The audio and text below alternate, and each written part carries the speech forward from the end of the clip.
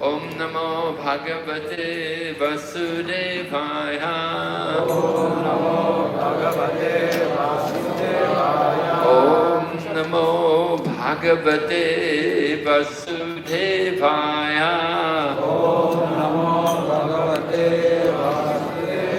Om Namo Bhagavate Vasudevaya.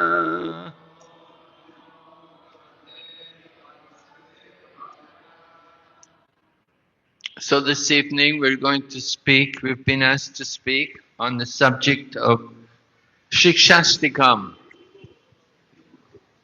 Those of you who are coming in the morning, Mangal Arti, after the Mangal Arti generally, we like to recite Siksastakam prayers every morning.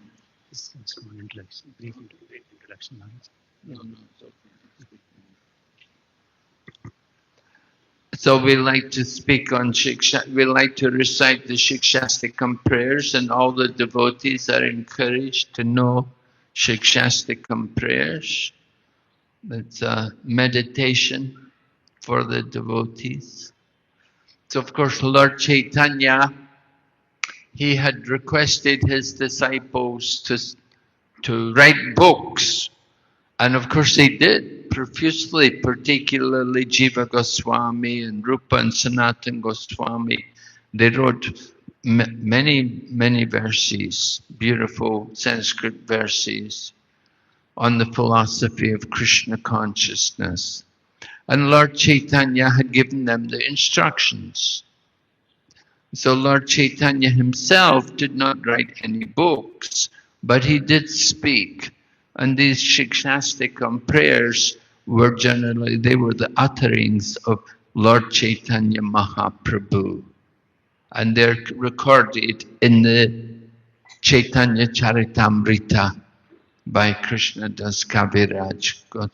You can read the Siksastakam prayers as they were uttered by Lord Chaitanya Mahaprabhu. So we'll summarize briefly the verses of Siksastakam. I think many of you all know the Siksastakam. So first verse, we can recite together. Cheto darpanamarjanam bhavam nirvapanam shreya kareva chandrika vitaranam vidya badu jivanam anandan buddhivartanam pratipadam punamritasvadanam sarvatma snapanam param vijayate Shri Krishna Sankirtanam Nam Nam. Okay, we'll just say the first verse. We'll speak on each verse as we come to it. First verse. Param Vijayate Shri Krishna Sankirtan. All glories to the Shri Krishna Sankirtan. Sankirtan, of course, is a Yuga Dharma. And one of the external reasons for the manifestation of Chaitanya Mahaprabhu was to establish the Yuga Dharma. Kali Yuga Dharma, Hari Nam Sankirtan.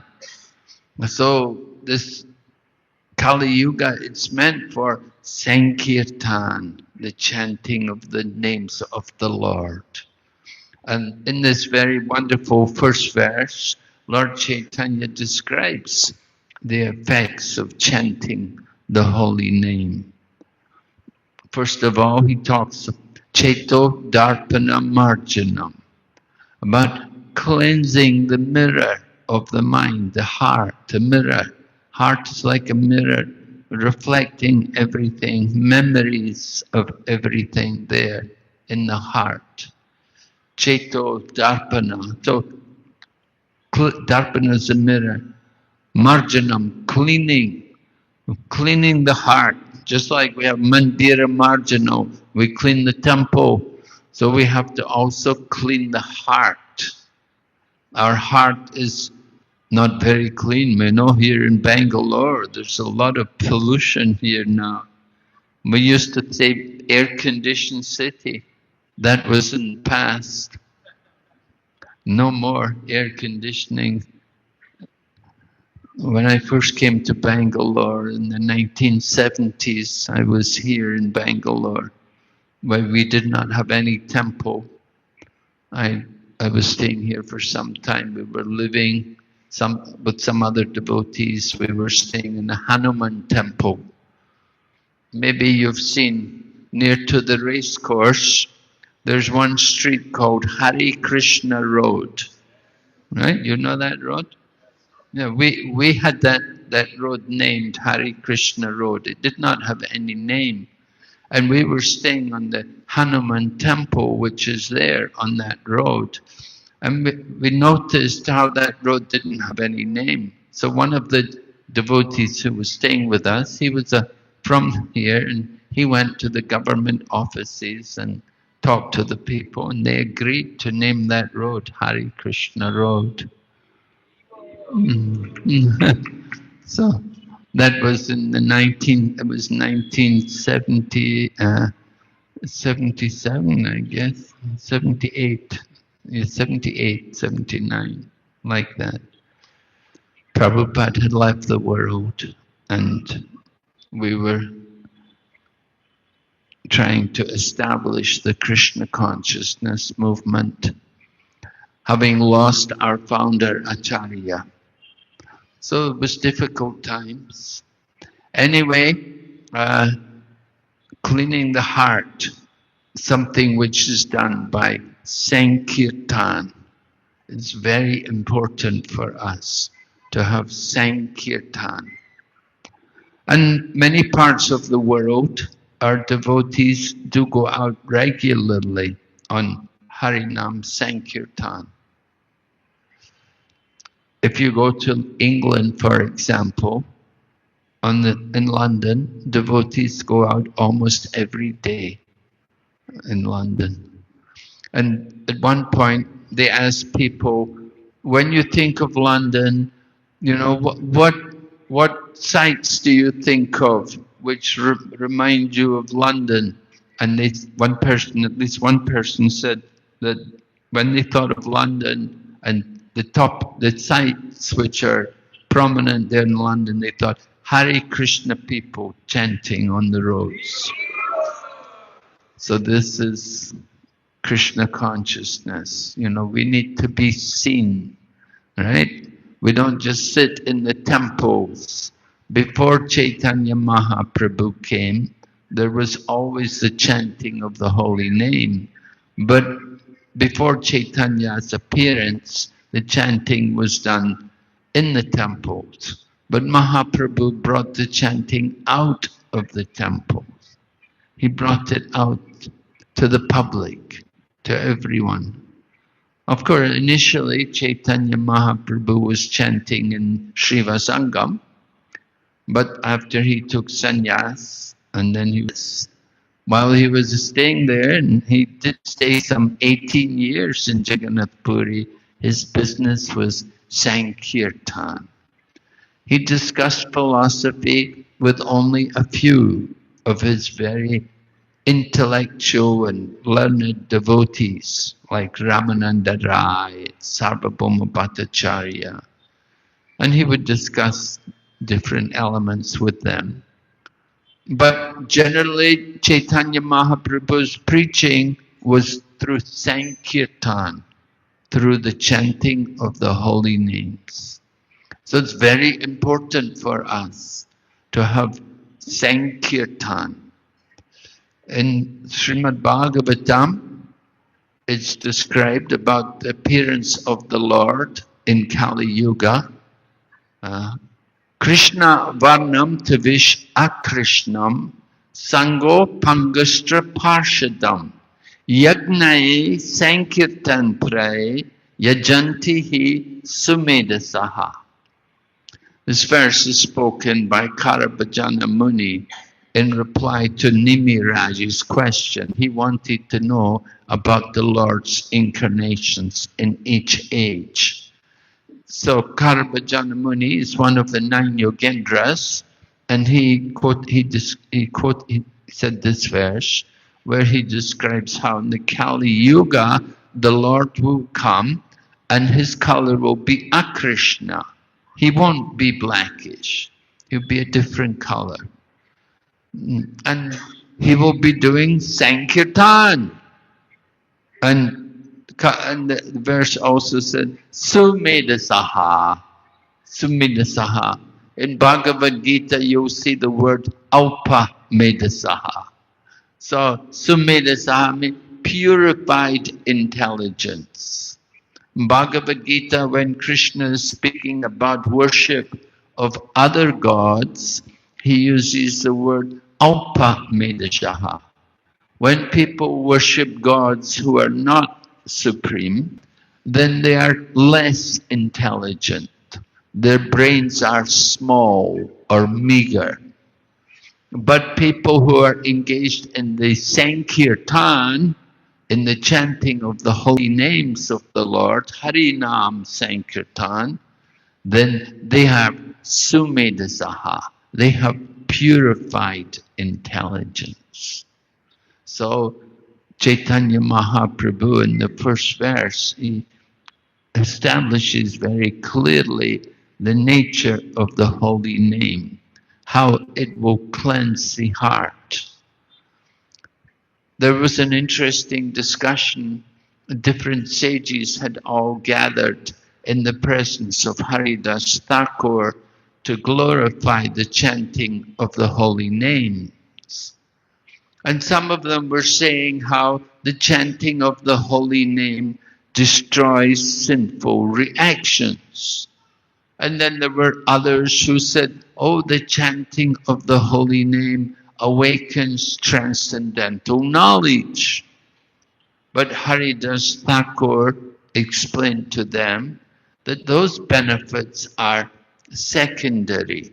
The ultimate benefit of chanting of the holy name is that you will develop love of God. And when we clean the heart, when we get rid of all the dirt from the heart, all the anarthas, then we will awaken love for God. So this is the power of Sankirtan, the chanting of the holy name. So Cheto Darpana Marjanam Bhava Mahadavakni Nirvapanam. Chaitanya Mahaprabhu then goes on to describe how the chanting of the holy name extinguishes the blazing fire of material existence. Of course, we sing about that every morning in the Guru Vastikam when we say Samsara Dava Nala Lidaloka. Right? So the fire of material existence, is who's responsible for it? Just like bamboo rubs together due to the wind, the bamboo rubs together and produces some spark, and the dry leaves in the forest are ignited, and the forest fire takes place. No, nobody was responsible. You could say due to nature.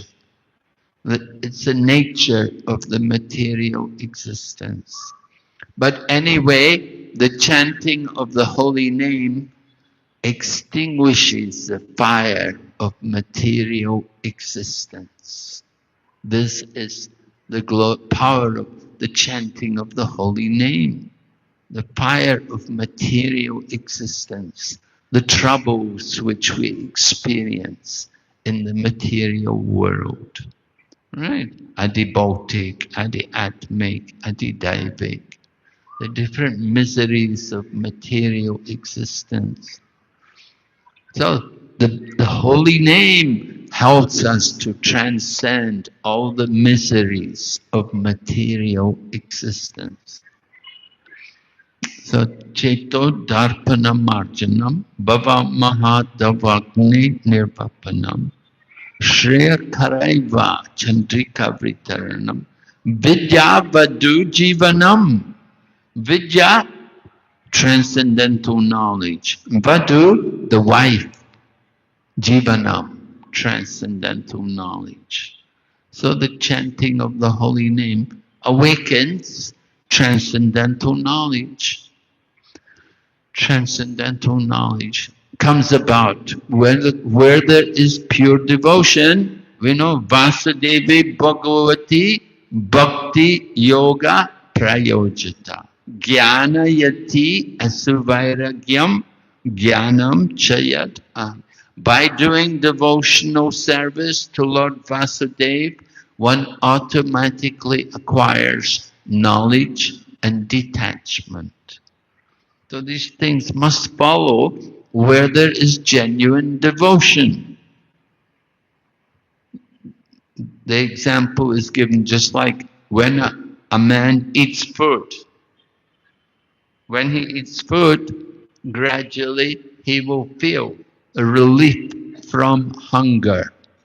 He will feel satisfaction and nourishment, and he will feel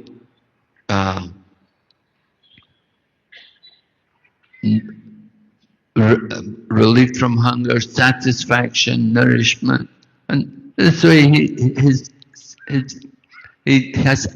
had enough to eat. Doesn't want to eat anymore. He's satisfied. So similarly, in the chanting of the holy names, we awaken transcendental knowledge, which detaches us from the material existence. So Chaitanya Mahaprabhu says the holy name, Anandan Buddhivardhanam Pratipadam Purnamrit. It gives us a taste of the full nectar for which we are always anxious. We want to bathe the soul in the pure nectar of the holy name. Right? Mahaprabhu taught, Prem Punarto Mahan. The goal of life is to develop love for God. How will we ever develop love for God? We have to chant the holy name. Chanting of the holy name is essential. I remember one time we were building a temple. In India it was also, they were constructing a temple. And the devotee who was in charge, he was very busy because he's building the temple. So he was doing a very important service because he had to construct the temple. But they told Srila Prabhupada that Prabhupada, the devotee said he's too busy to chant his rounds because he has to build the temple. Prabhupada said, what? He said, if he is not chanting his rounds, then he will not remain in Krishna consciousness. It's very essential that everyone dedicates themselves to daily chanting of the holy names. If you're not going to dedicate yourself to chanting the holy name, you cannot expect to remain in Krishna consciousness. It's very essential. So that is why when we are given Diksha, at that time we're requested to make the vow to chant. So Chaitanya Mahaprabhu is described in the first verse, the basic principles behind the chanting of the holy name. And therefore he says, Param Vijayate Sri Krishna Sankirtan. Then he goes on in the second verse. You can all recite Nam Nam. Okay.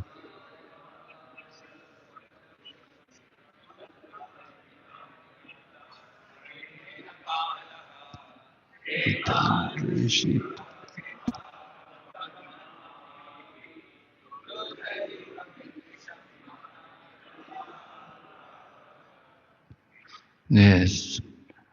The Lord is so kind. He has so many names, right? There are primary names and secondary names.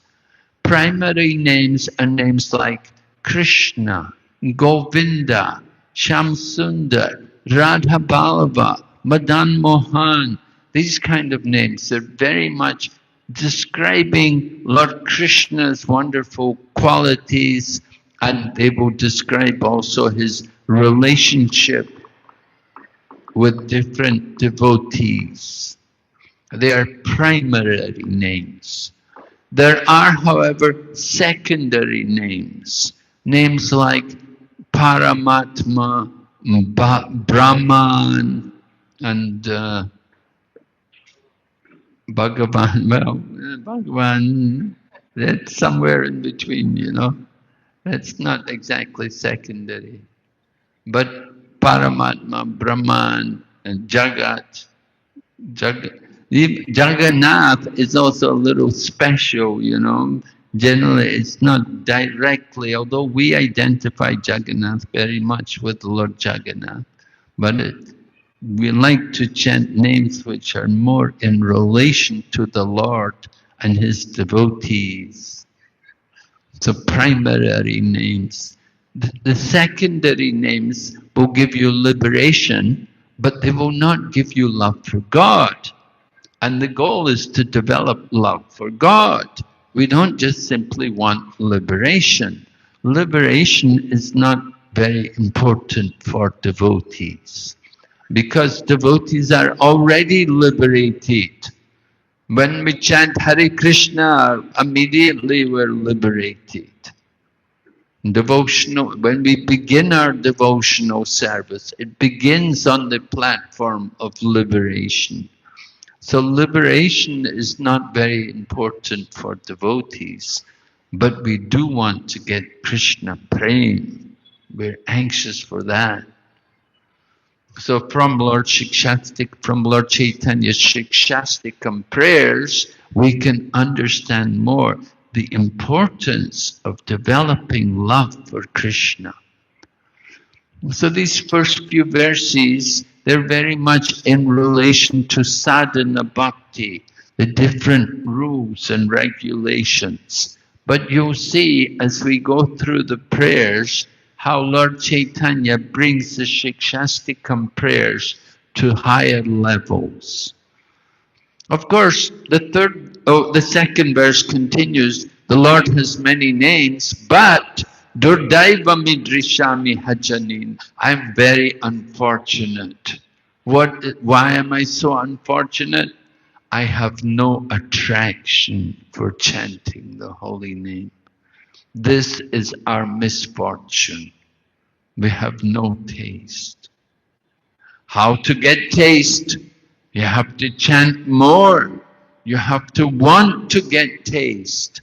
You have to have that desire, the burning desire to achieve something. You want it so badly that you will even cry. Of course, Srila Prabhupada used to tell us that our chanting should be something like a child calling for the parent. So when the child is separated from the mother, and the child will certainly cry with so much love that it's only the mother who can stop the child from crying.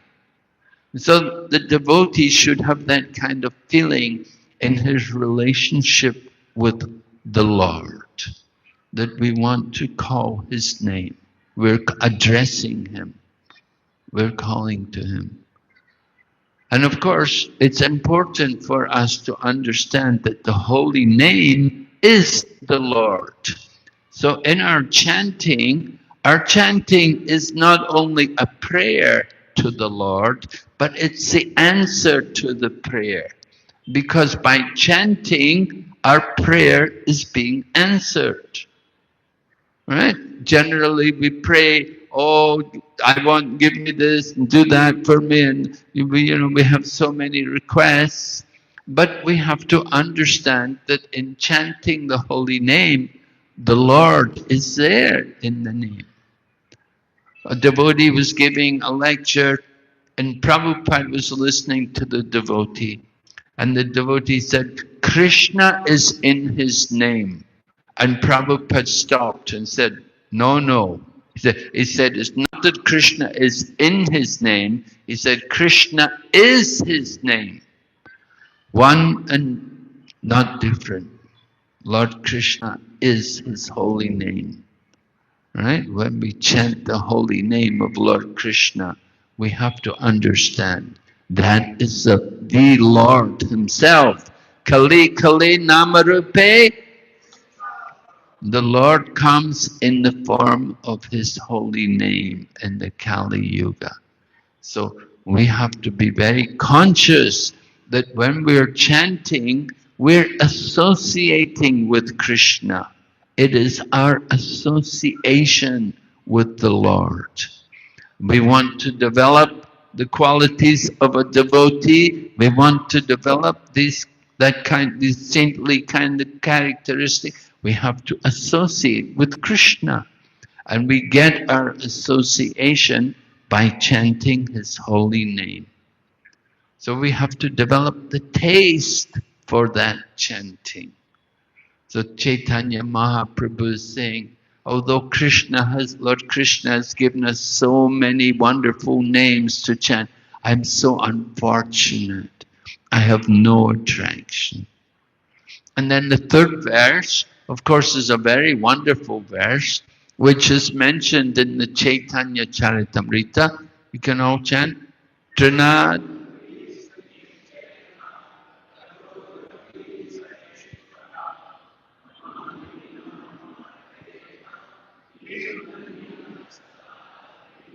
Yeah, very important verse, very special verse, that we should be tolerant. And how tolerant should we be?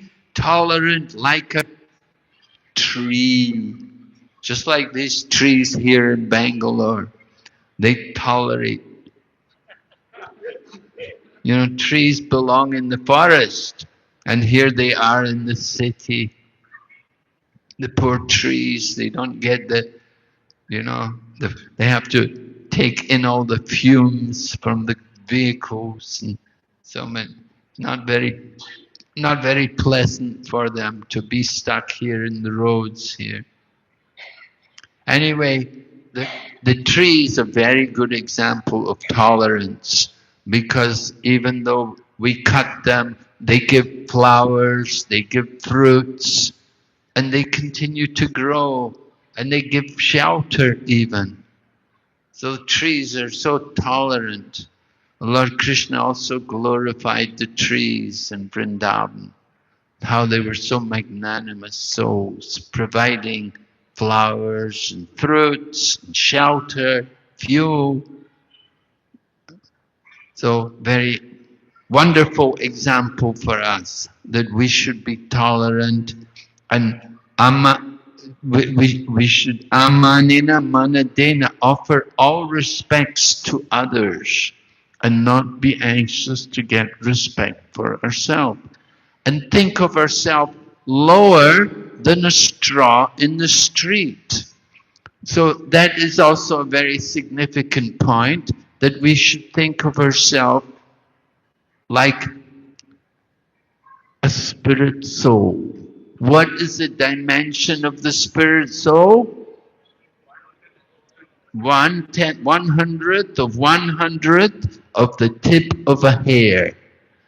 Our ego should be in proportion to our spiritual dimension. But we're thinking of ourselves, no, I'm 6'2", or I'm 5'8", We think of ourselves in terms of the physical body. But the ego is meant to be in proportion to the soul. And the spirit soul is very tiny. It is lower than the straw in the street. So when Chaitanya Mahaprabhu says like this in Siksastakam, he's pointing out that we want to have Kirtaniya Sadahari, you want to chant the holy name, we have to give up that false ego. We have to stop thinking we're the body. We live in the body, and we have to take care of the body, at the same time we have to be detached from the body. We have to have the pure consciousness to understand ourselves as a spirit soul. And as spiritual beings, amanina manadena, we will offer all respects to others. Because we won't be thinking, I'm high class, they're low class, I'm rich, they're poor.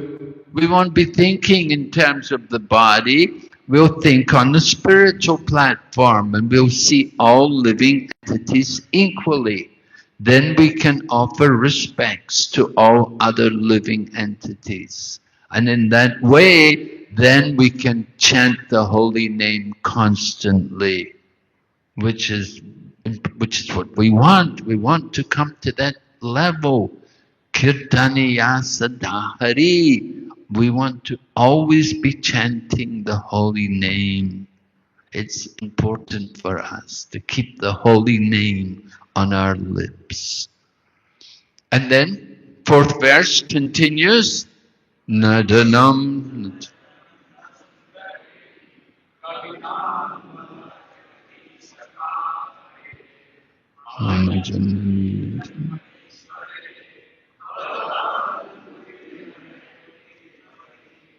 Mahaprabhu continues saying, "O my Lord, I have no desire to accumulate wealth." Well, that's something very special, isn't it? We don't find too many people in Bangalore like that, do we? It's not a very common thing. You don't want wealth, you don't want najanam, you don't want fame, you don't want followers, you don't want to be praised, we don't want love, puja, pratishtha, profit, adoration, distinction. We don't want these things. No. And the devotee does not even want liberation. This is very important. The Lord is not, he's saying, I don't want liberation. What do I want? I simply want devotional service, birth after birth.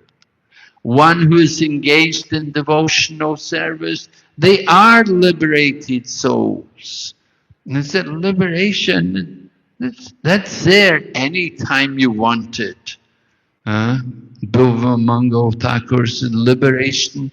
He said, I'm standing with his arms folded, waiting to serve me. You can have it whenever you're ready. But devotee doesn't want liberation because we have something much more than liberation. We have devotional service. So Chaitanya Mahaprabhu is pointing out the subtle desires which can obstruct our mood in wanting to serve Krishna. That we may be chanting Hare Krishna, but at the same time we have desires like profit, adoration, or distinction. We want material gain. We still have some desire to enjoy the material world. And sometimes even we want to be respected as a great devotee like this. So these kind of desires, they obstruct our mood of service to Krishna. And we have to get rid of these things to come to the real level of love of Krishna. We have to. So Lord Chaitanya is pointing out the obstacles in devotional service. And then he continues, Ayi Nanda Tanuja.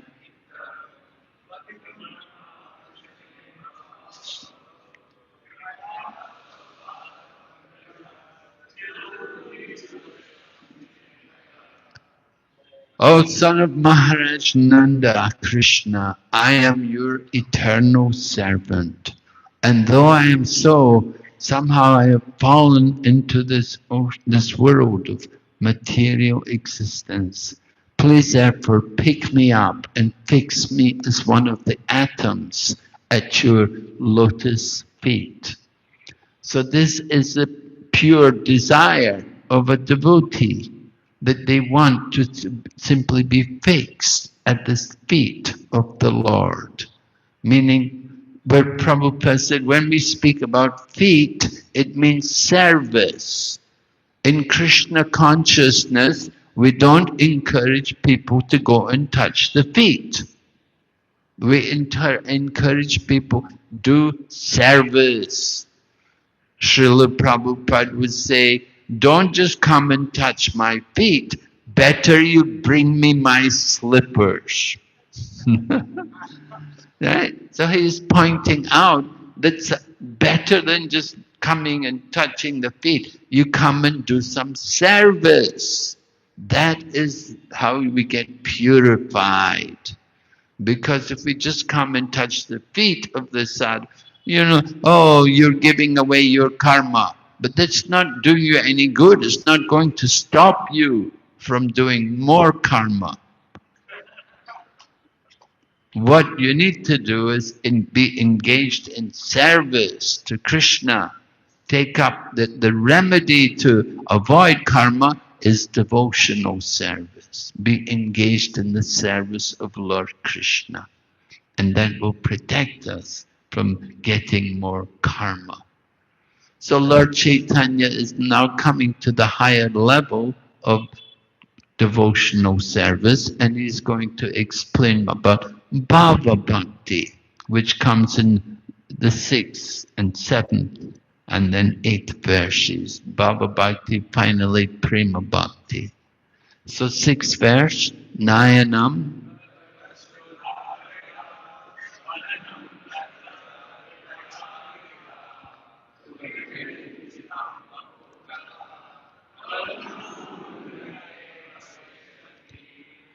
Lord Chaitanya is saying, when will my eyes be decorated with tears of love flowing constantly when I chant your holy name? When will my words choke up on uttering your holy name? And when will all the hairs on my body have eruptions and recitation of your holy name? So Lord Chaitanya is saying, when will this happen?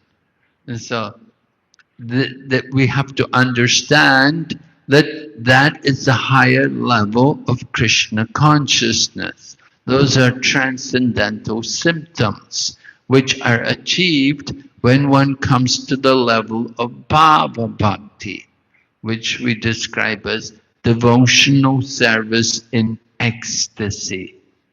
So in order to come to that transcendental level of Bhava Bhakti, we have to come through the preliminary stages of sadhana.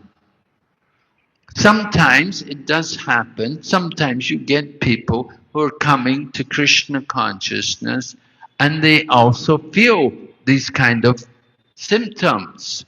That even a very new person may shed tears and they may also feel trembling and so on like this, some ecstasy. This is due to shadow attachment, not the direct pure attachment, because they have not been following all the rules and regulations. But somehow they're able to experience that kind of attachment for the Lord. So shadow attachment. And these kind of people, they should be encouraged. It's very nice that they're feeling that kind of ecstasy. But don't stop there. You have to go on and you have to take up the rules and regulations and begin to follow all the rules and regulations. To actually come to the level of pure Bhava Bhakti, then you have to come through the preliminary stages of Anartha Nivritti, getting rid of all the attachments and the material desires, and then coming to the higher levels of Krishna consciousness by chanting of the holy name. So chanting of the holy name, you can see how it's a progress. Prabhupada told Giriraj Swami, Giriraj, he was a brahmachari at the time, but he had come to India in the very beginning with Srila Prabhupada, 1970 or so, like that, he'd come to India. And Prabhupada had put him at one point in charge of the temple at Juhu. And so Giriraj described one morning, he said he was chanting and Prabhupada came to him and Prabhupada said to him, he said, you know, it took me 32 years to perfect my chanting. So Prabhupada was pointing out to Giriraj Prabhu at that time, he said, don't think it's going to happen very quickly. It's going to take time. You have to make the effort. You have to really endeavor to do the chanting, to come to that stage of pure chanting. So you want to taste the nectar, you want to experience Bhava Bhakti, you have to develop that desire to really, you have to have that greed, right? That loyam. Loyam, Prabhupada describes it as ardent longing and greed for something, that you want it very badly. That you want it so badly that you will even shed tears. You cry, just like children when they want something, they will cry that they want it. So the same way we should want to develop our love for Krishna. Gaur Govinda Maharaj used to say he wanted to create a school for crying, to teach all of us how to cry for Krishna. That is the perfectional stage, you know, that you want Krishna so badly that you will cry. Of course, we're casual about it. Well, I don't mind, you know, maybe one day I'll get Krishna, and we think. We have to want it very badly. So Lord Chaitanya is describing that there is ecstasy there in chanting the holy name.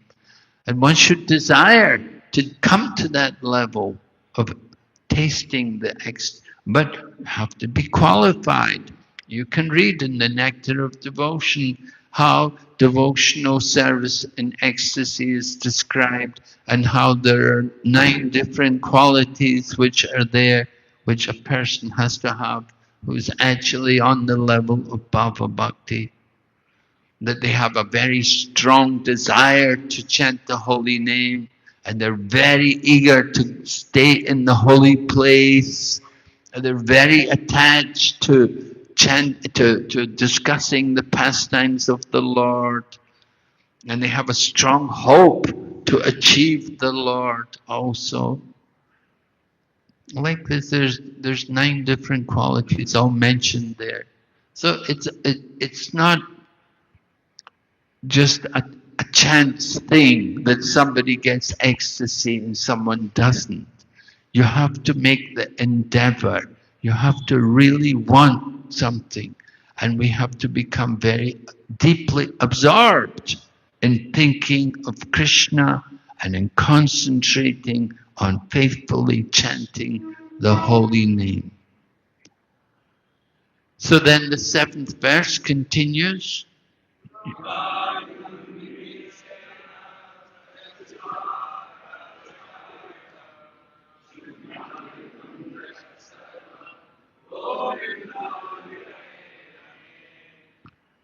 A moment, oh Govinda, feeling your separation, I'm considering a moment to be like 12 years or more. And tears are flowing from my eyes like torrents of rain. So that this is again the higher level of devotion, Bhava Bhakti, that you want something so badly. You consider the moment, just like when the gopis, they were cursing Brahma, that you made our eyelids blink. We can't see you.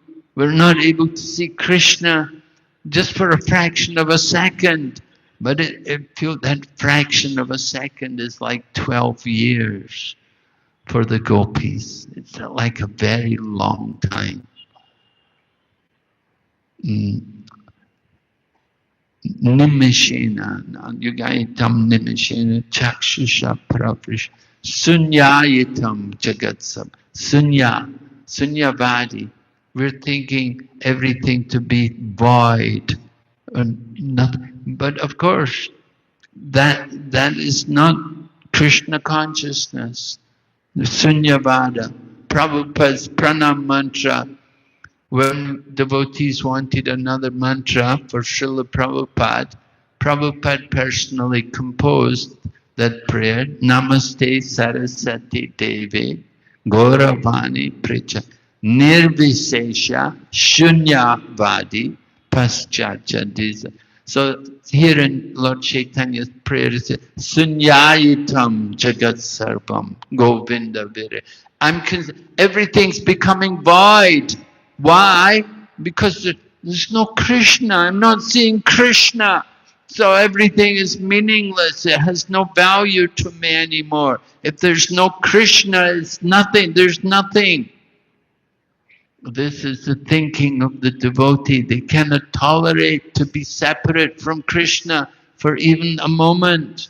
It's the most painful thing to them. So sunyayitam jagat sarvam. Govinda vire. The attachment to Govinda, Krishna. And then the final verse.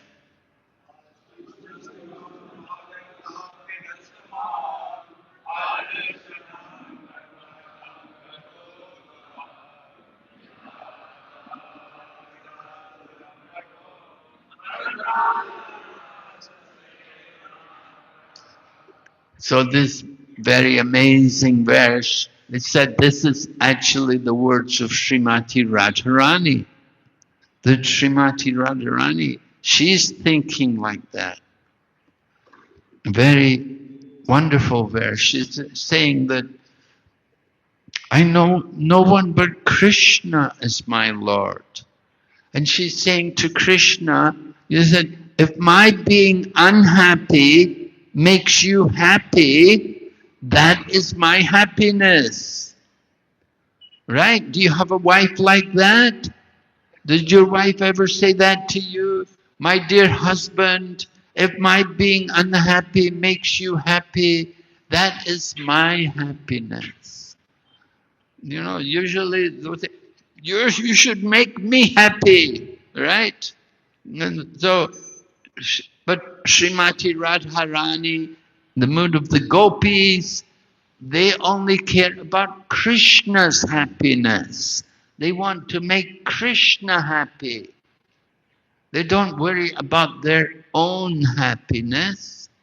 Their only thought is for Krishna's happiness. So this is prema bhakti. When you have that kind of thinking, you don't consider your own happiness. And this is why Lord Krishna was appreciating so much the mood of the gopis that we see in the Srimad Bhagavatam. He says to them, Naparaiham, that I cannot repay you for your spotless service to me. Your service to me is beyond reproach. You have given up your connection with all of your family members in society. You have given them all up for my service. Lord Krishna said, let your own spotless service be compensation for you. It will have to be your compensation, because he said, I am not able to repay you. Although in the Bhagavad Gita, Krishna had said, as you surrender to me, I reward you accordingly. But when it came to the pure love of the gopis and Srimati Radharani, Lord Krishna had said, I cannot repay you because your love is so great. You have given up. You've given up things which are very difficult to give up, just simply for the pleasure of Lord Krishna. So that is pure love. that you give everything for the service of Krishna. You don't think, this for me, this for Krishna. This much, I get this, and this, We don't think like that. We give everything for Krishna. That is pure love. So of course that's very difficult to do like that. But that is why Lord Krishna is appreciating the love of these gopis and Srimati Radharani. And because of their pure love, that Lord Krishna was appreciating that they're enjoying more than me. Lord Krishna likes to enjoy, but he saw that they're enjoying more than me. Is it possible you can enjoy by giving up? Oh yes, because you enjoy the loving exchange with Lord Krishna. You enjoy the loving feelings. Lord Krishna, of course, takes special care and he has special dealings with his pure devotees.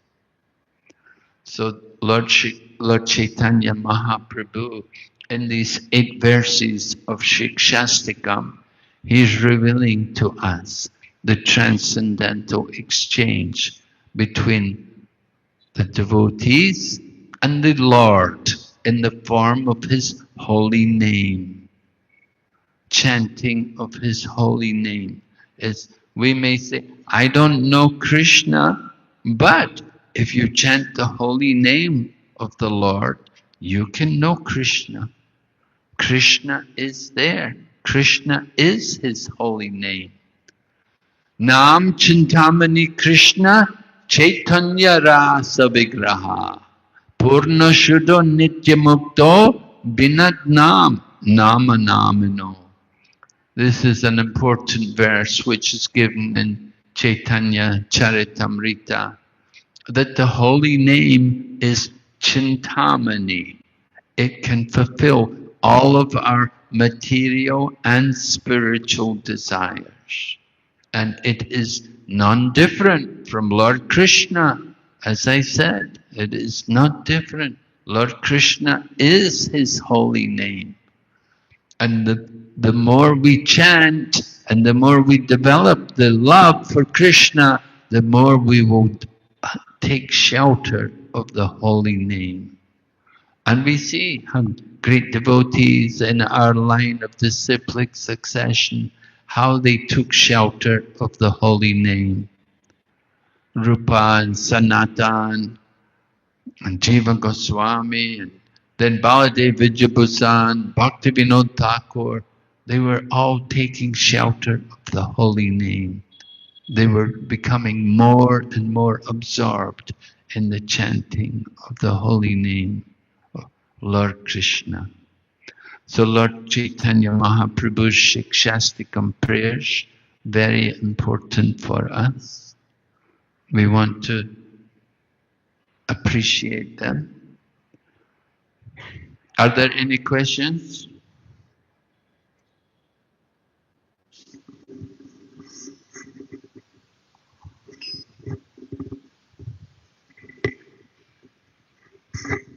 Hare Krishna Maharaj. Thank you very much for the wonderful explanation. Maharaj, I wanted to ask about the 3rd verse that you were describing, Trinadapi Shunichena. Theoretically, I know that actually I should be humble and consider myself lower than blade of grass. But when it comes in practical dealings, the false ego comes out. As you were saying that actually the false ego should be smaller than the size of the soul also. But practically speaking, it comes out actually time and again. So what to do for that? So? What to do? What to do? More chanting. And we should want to correct it, right? We know that something is coming out, so we should understand, but I still have some anarthas there in my heart. We have to get rid of the anarthas in the heart. The anarthas are there. There are different kinds of anarthas. Seva anarthas. Seva aparad, sometimes it's offenses in worshipping the deities, or it may be offenses in dealing with devotees, or in dealing with living entities. We have also Hridaya Durboyam, which is another anartha, the weakness of the heart, attachment to material things, you see. So we have to overcome these kind of tendencies.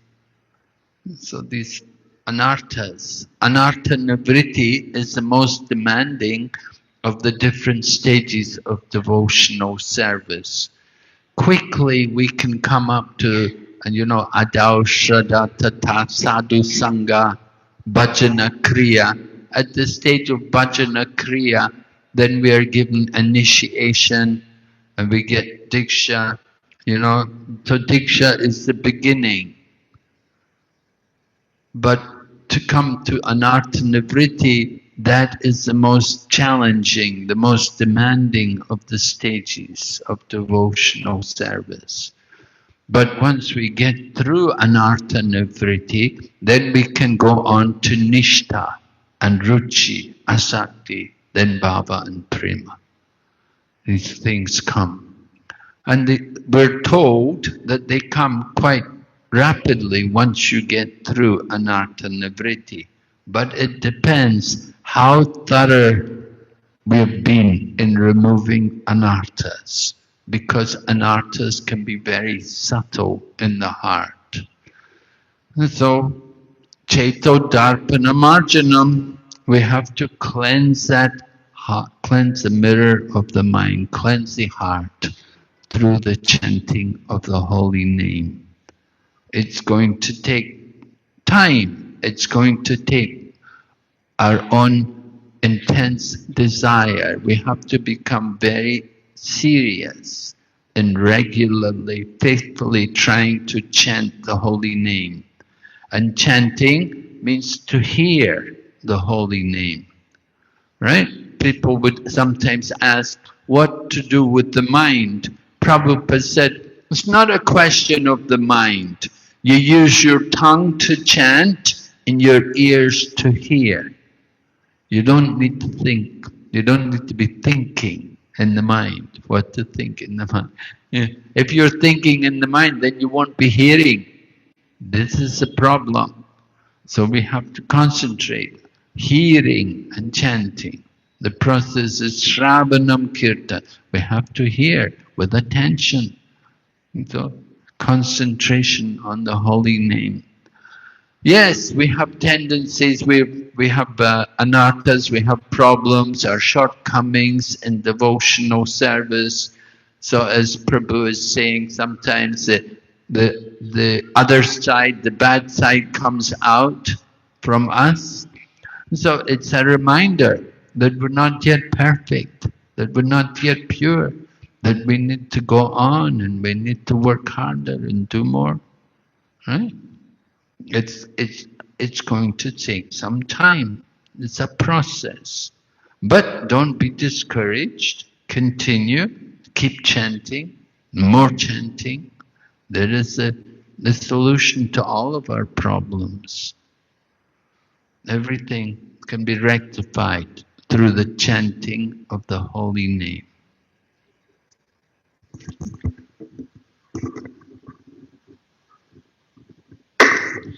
Yeah, Maharaj, I wanted to ask, how do we develop consistency? On some days we are really fired up when we hear a class about chanting and the quality is good, and again next day it's totally distracted. Some days good, some days distracted. How to have consistency? Yes, it's such, these tendencies are there, and in Madhurya Kadambini, Vishwanath Chakravarti Thakur discusses these different kinds of tendencies which are there in devotional service, to be inconsistent in the practice of our devotion. Again, it's a sign that we still have anarthas to be removed, and we have to become more conscious of these things and endeavor to overcome. How to be consistent? We have to make a point to do these things. Don't be slack. Inconsistency, it indicates our weakness and our lack of full attachment to Lord Krishna. Just like if one is the pujari, he has to be consistent. He has to be there on time.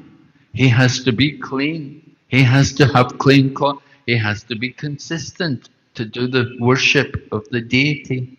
So similarly, you're going to do japa, you're going to do your chanting. You want to be consistent. You want to make a habit, make it a regular habit. And the more you're determined to do it, Krishna will help you. It's important for us, consistency. That we cannot just be haphazard. Oh, today I'll chant. Oh, tomorrow I'm going to have a day off. I need a break. Oh, no.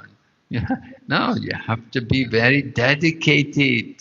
There's no days off in chanting the holy name. We get more chanting. We don't get less chanting. There's no days when there's less chanting. There are days when we have more chanting, more service. Devotional service is it's always increasing, right? It's the ocean. The devotional service is dynamic situation. It's not static. Static, it's going down, it's going to stop. But dynamic, it should be increasing. We want to increase our devotion, increase our mood of service. We want to do more for Krishna, right? As you go on, just like Srila Prabhupada was doing more and more for Krishna. One devotee described Srila Prabhupada, he said, it was like a great marathon runner. If someone's running, did you run the marathon? Did you ever? I never run a marathon, but I heard the description. It sounds, they're really trained, and they're running the marathon and they're running steadily. Oh, and when it comes to the last part of it, the last lap, then it's a great effort. You really go forward, the final sprint, You put in everything to just make the best possible time you can. So we saw Srila Prabhupada was like a great marathon runner. He was doing so much, and then he was increasing and expanding the movement, and he was writing books, and he was opening more and more centers, and more devotees are coming, And like that, Prabhupada was just doing more and more. And there was no question of inconsistency or, oh, it's getting too much, I want to take a break. It's all nectar for the service of Krishna. We want to do more. So we do need to be a little strong with ourselves. The tendency of the mind may say, oh, Prabhu, you need a break, Oh, Prabhu, the weather's cold today, or the weather's very hot today, or oh, you've been going for, you can have a day off, you need a break, The mind will always talk to us. So we have to be able to defeat the mind. You have to deal with the mind, There's the devil, and you've got the two sides, the good and the bad side. And sometimes that bad side is saying to us, oh, don't do service to Krishna, oh no, don't chant. So that inconsistency that is coming from the bad side which we have. And you have to starve that side. You have to starve it.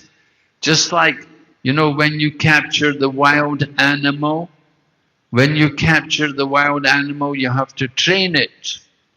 And first of all, you capture the animal, you put it in the cage, and then you don't feed it. So the animal gets very hungry. And then after the animal's hungry and been in the cage for a while, then you take a whip and you give it a beating a little bit. And then you feed it.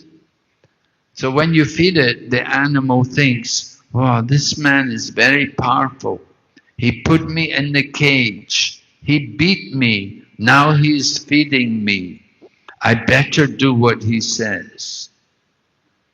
Right? You hope, anyway. You hope the wild animal thinks like that, you know. Anyway, dealing with the mind, you have to deal with it like a wild animal. You have to starve it, you have to beat it, make it submissive, get it to do what you want. Don't listen to the mind. Now, of course, sometimes when you have to know when is the mind being good and when is it not. When to neglect the mind and when to hear from the mind. You have to know, use your intelligence. When the mind is telling us to do devotional service, all right, then it's something good. But when the mind is saying don't, then you have to be careful. Don't listen to the mind. We have to control the mind.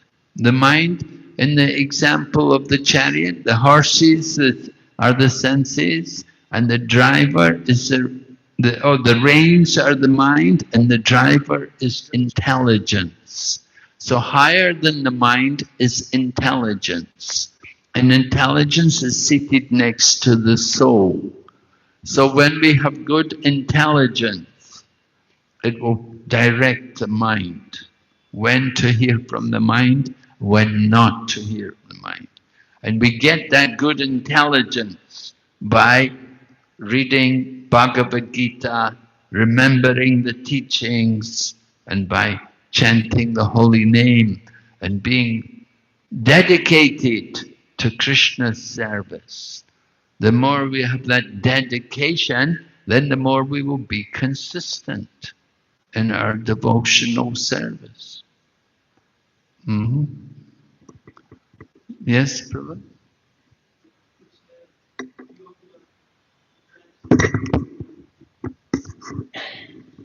Well, Prabhu, you know, I joined the Krishna consciousness movement in 1971. I was 21 years old or so, and I think 21. And, you know, I was very new. I'm from the West. I was not brought up in Krishna consciousness, you know. I was brought up in a very hedonistic lifestyle. You know, we had a lot of material enjoyment and sense gratification. And I was brought up in the 60s. In the 60s, it was particularly notorious. It was a time of revolution, and you know, young people were revolting. We were unhappy with the world, and we were trying to change the world. We wanted to change the world. And Srila Prabhupada came along with the Krishna consciousness movement. And we saw that as being a very positive change. So when I was around Srila Prabhupada, mainly I just tried to hear him. Because I knew if I opened my mouth, he'd know I'm a fool. So I tried to keep quiet. And I just tried to hear Srila Prabhupada. So I didn't really have any personal dealings with Prabhupada. Sometimes devotees would want to get very close to Prabhupada, and Prabhupada would say, you go with him. Go and serve one of the senior devotees, like one of the GBC or something. So you don't want to get too close to the spiritual teacher, and you don't want to get too far away.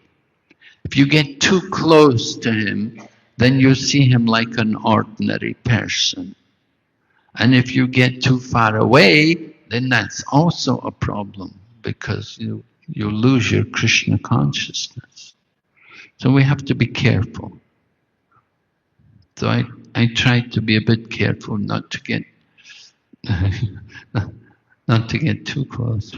We didn't really get the chance to get so close. There were always, a group of people whose job it was to keep everybody away from Prabhupada. Don't go and disturb Prabhupada, you see.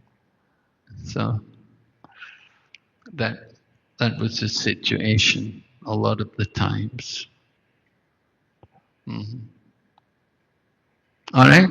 Any other question? I'm getting a bit late. We can stop here.